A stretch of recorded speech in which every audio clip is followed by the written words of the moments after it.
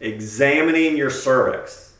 Not one woman alive likes this. In fact, if you like your cervix examined by your doctor, healthcare provider, we write weird on your chart. We really do.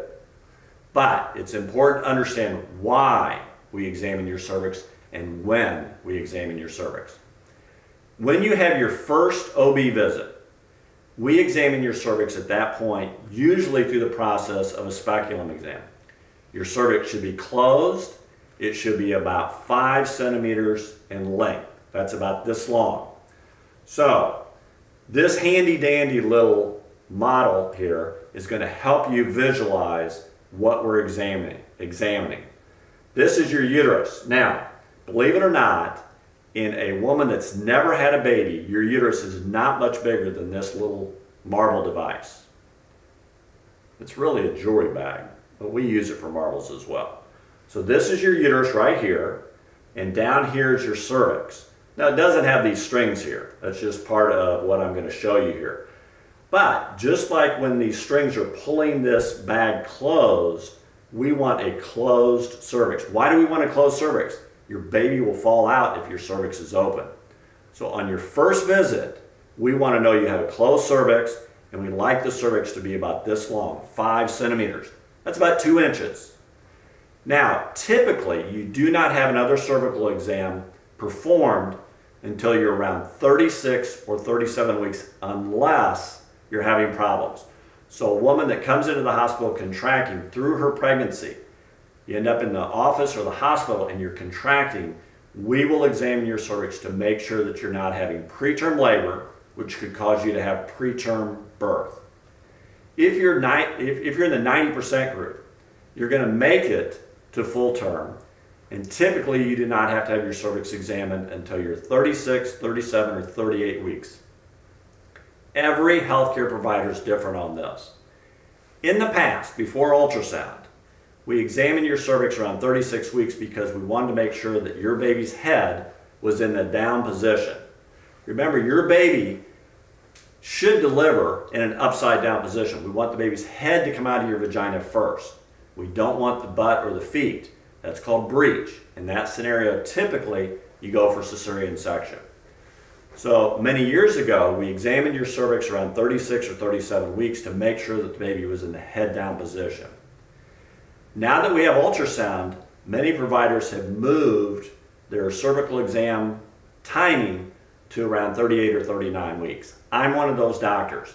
Earlier in my career, I examined your cervix around 37, 36 weeks. I'll say that differently. I examined your cervix around 36 or 37 weeks. Now, today, I typically start examining women's cervix around 38 weeks. Why? Because I want to prepare her for the delivery process. So when I examine her cervix, I can give her an idea of when I think she will deliver. Every woman wants to deliver before their due date. But remember, Christmas doesn't come until Christmas Day. So should you really be expecting your delivery to occur before Christmas Day? Probably not, but every woman does.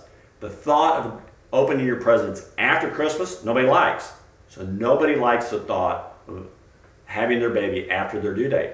But those are things that your healthcare provider will talk to you about.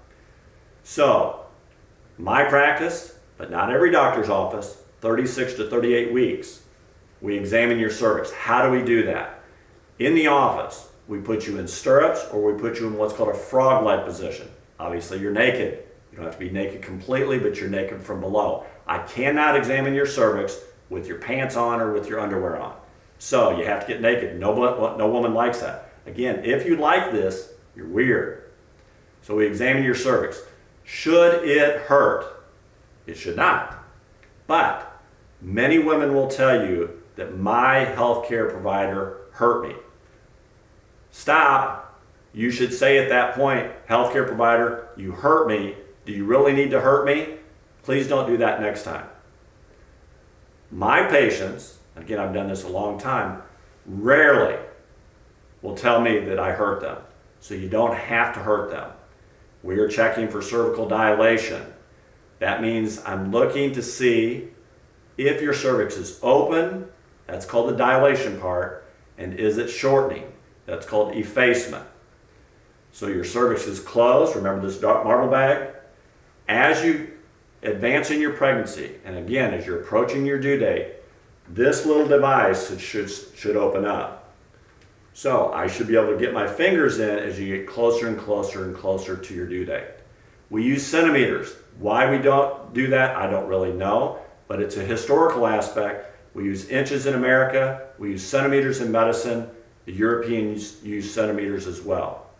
A cervix completely dilated will allow a baby to deliver through that. That's 10 centimeters. That's a newborn baby's head. As you approach pregnancy, we want to know that dilation. 1 to 2 centimeters, 3 to 4 centimeters, whatever. The second part of that is my cervix effacing. Is it shortening? What is effacement? The cervical length, which I just mentioned earlier, is about 5 centimeters. As you approach your due date, that 5 centimeters goes down and down and down and down. That's called effacement. It's a shortening of your cervix.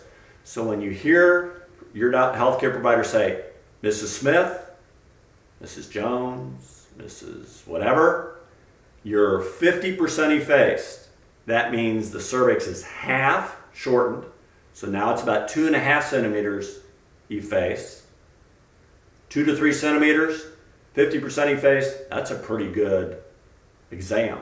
That's what you would love around 38.5 to 39 weeks. That typically means that you're going to deliver within the next week or so. Hey, I know that's what you like to hear. You do not like to hear at 40 weeks your cervix is closed and you're not effaced at all. Emotional issue, but that's a subject that you'll talk to your healthcare provider about.